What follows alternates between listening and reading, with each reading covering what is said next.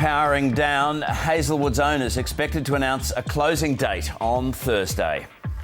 As the community waits, the community fears. The community needs to be given hope. They need to be given an opportunity.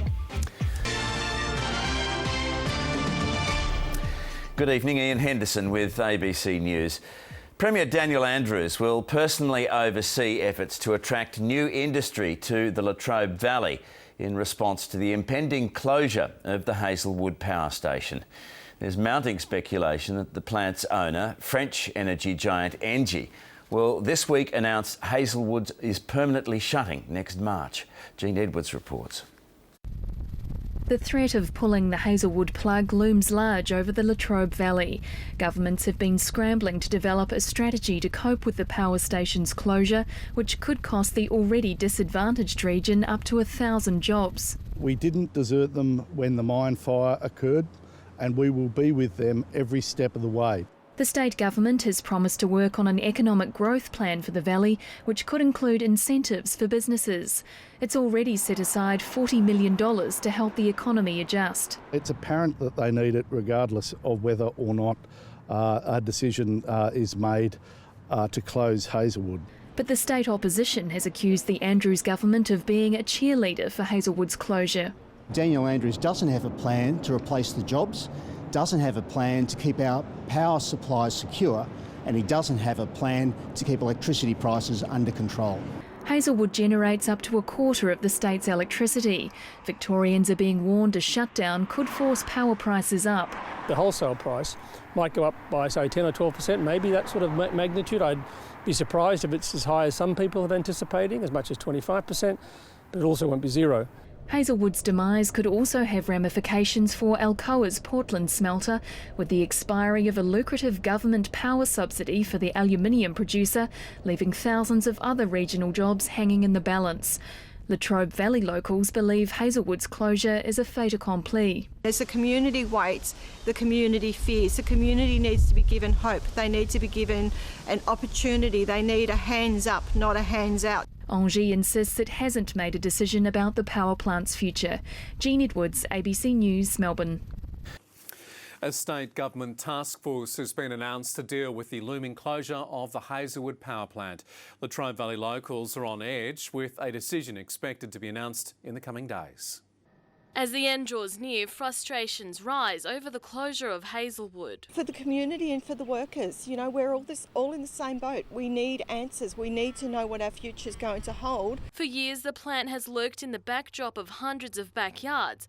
Rumours a decision could be made in the coming days has locals anxious. It's hard to get a job around here, so I don't know how a task force is going to magically just pull 1,000 jobs out of the air. Job losses a huge concern for the community. People are concerned. People don't know what the future is going to be for their families, especially those working inside the mines. And the state government says it has a contingency plan, announcing a task force to help keep jobs in the valley, reassuring locals that the government is there for them in their time of need. Making a very clear point to the people of the Latrobe Valley. We didn't desert them when the mine fire occurred, and we will be with them every step of the way. But Nationals MP Russell North says it's just a little too late. People talk about a future or looming jobs crisis. Well, my view is we've already got.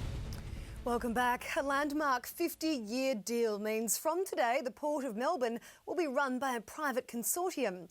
It will give a $10 billion boost state government coffers, with most of the money going to level crossing removals. Here's state political reporter Matt Galland.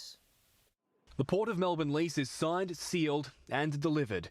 Until 2066, the port's commercial operations will be run by the Lonsdale Consortium. We will be receiving over $9.7 billion. We received that money and we put it to work immediately. The cash splash will pay for the removal of 50 level crossings. 10% will go towards agricultural infrastructure in the country. We've been given a capacity to get cracking and deliver on those vital projects. We're not seeing the right investments from the Andrews government, but he's now run out of excuses given the windfall from the port lease. The money will also create a new regional jobs fund, and the Latrobe Valley will be looking for a share.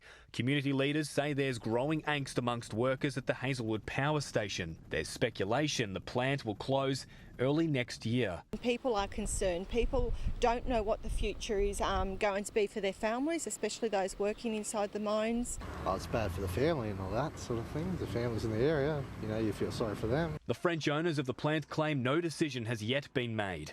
The Premier will head a task force designed to save the region's economy when the axe falls. We didn't desert them when the mine fire occurred, and we will be with them every step of the way. An announcement about the coal-fired power station's future is expected this week.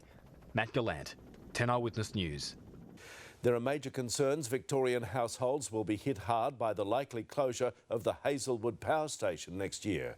It coincides with a warning about the dangers of relying on discount electricity deals. Kieran Jones has the details.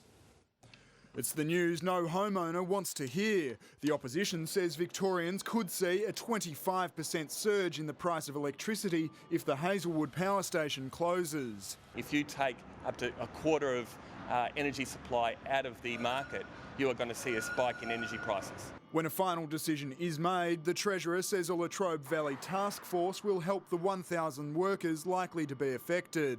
We will be with them every step of the way. The concerns come after new data showed the costs of discounted energy bills in Victorian households.